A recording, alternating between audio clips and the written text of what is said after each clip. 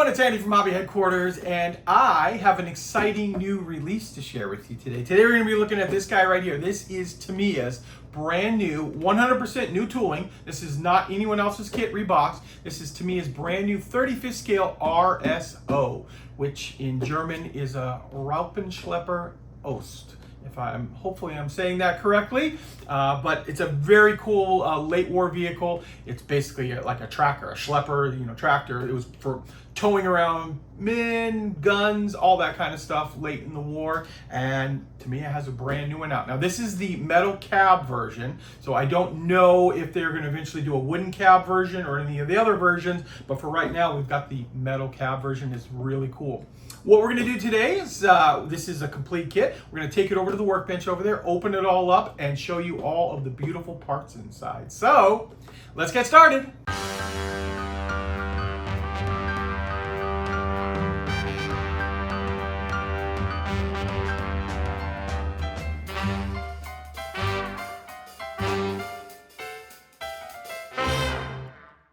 Okay, here we go, guys. Here is the box. It's a very, very small vehicle in real life, as you can see by the size of the figure inside the cab there. Very small vehicle in real life. This one does come with the canvas cover, which is a very nice feature on that.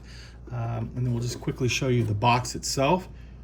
It's a cute little vehicle right here, and actually talking to a couple of friends, this actually would kind of be a perfect candidate for an apocalypse type vehicle. Put extra armor all over it, do some crazy things, something really cool with something like this. You can see the silhouette. It also does include the driver figure, and then over here it shows it towing the Pak 38, the 50 millimeter gun right there. So, now that you have seen the box, let's take a look at the sprues inside. Okay, here we are. Here is the very first sprue in this kit. And as you can see, this is the metal cab version, like I said earlier. Don't know, I don't have any idea truly if they're going to do a wooden cab down there. It would make sense that they would down the road, but you never know. But this one's really cool that we're getting this one to start with. And now I'm just going to show you the sprue. So we've got our front seats. Looks like that's part of the firewall there. The cab itself. The driver figure. Come on over here. Back of the cab. Those look like the actual seat cushions. So they got a nice little texture to them. Got the metal doors, which are a two-piece.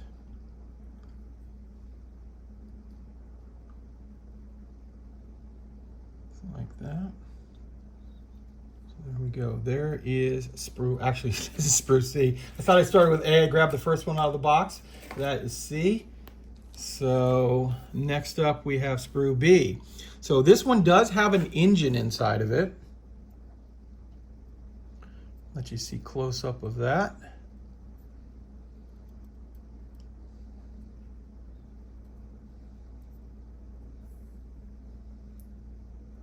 Suspension there.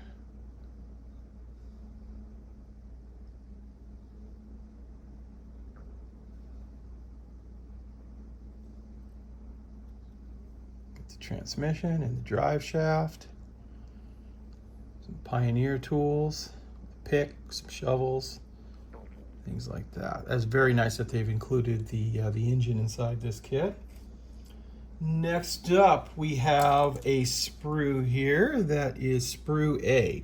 So sprue A represents, there's actually two of these inside the kit. So this is the entire running gear. So we've got the wheels, the tracks, the drive sprocket, idler, all those kind of parts inside. And with that, let you see, we've got the wooden sideboards there. Wheels.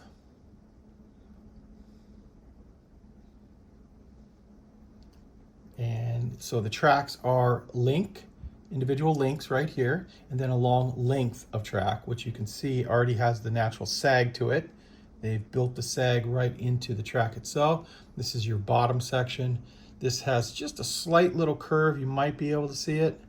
So that one I'm sure is the front and back, how they come up to the idler and the drive sprocket.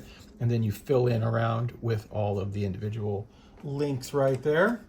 So like I said, there are 2 sprues inside the kit of that. And the last main sprue is this one right here. So this one is your bed as well as the canvas cover. So you can see it's a very easy to put together kit, I would assume, because it's low part count. It's Tamiya, so you know it's going to fit together really well. And now we'll zoom in on this with the canvas cover. It's nice over the years how the canvas covers that used to come inside the kits back when I was growing up really were not that great, we'll just call it right there. It was just not very well done. But now these new ones have a lot of detail to them. And you can see like the folds in the fabric. It's just a nice job all the way around. And then here is your wooden floor for the bed. And you've got some nice grain inside there, as well as the grain for the side of the vehicle here, sideboards. And you can see the other side here, just like that. So there you are. You've looked at all the main sprues now. The only other plastic you need to see is the clear parts, which crystal clear, as you can see.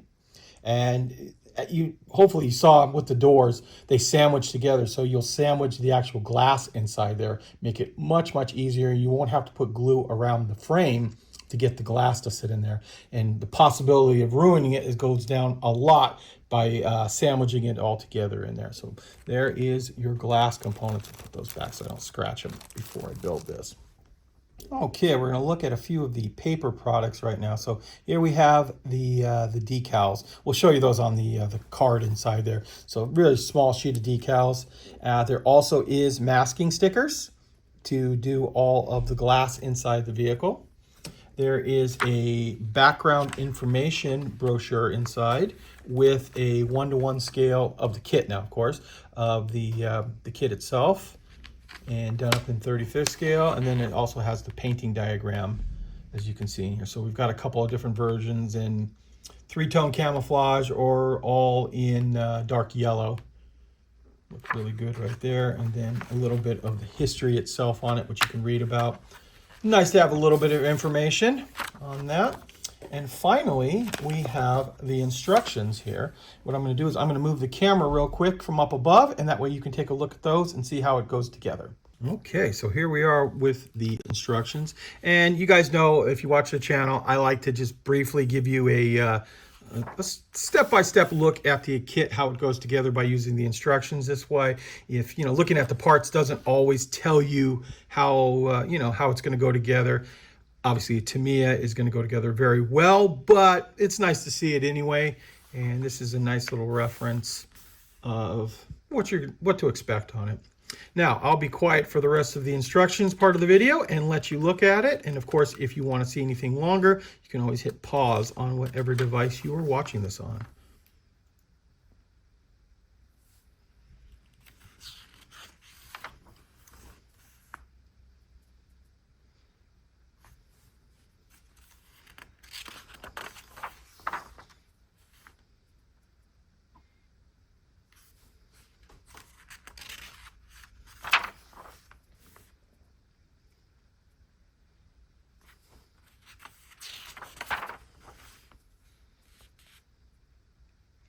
And there you go. In 37 simple steps, you have your RSO completely put together there. So looks like it's something that can easily, I think, be done in a weekend, and then getting on to painting and weathering. It's got a lot of ability to be putting into dioramas with, pulling pack guns, things like that, or just all around putting in a diorama in general. So really cool looking little vehicle right there.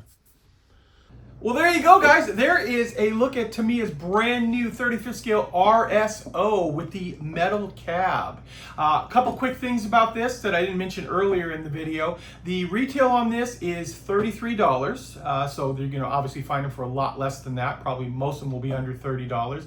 And they are due in the United States in mass distribution on September 25th is the actual release date. So very, very soon, just about a month and a half from now, we should have them in. So guys, I want to take this opportunity to thank you as always for watching, and please stay tuned because I have many more videos coming.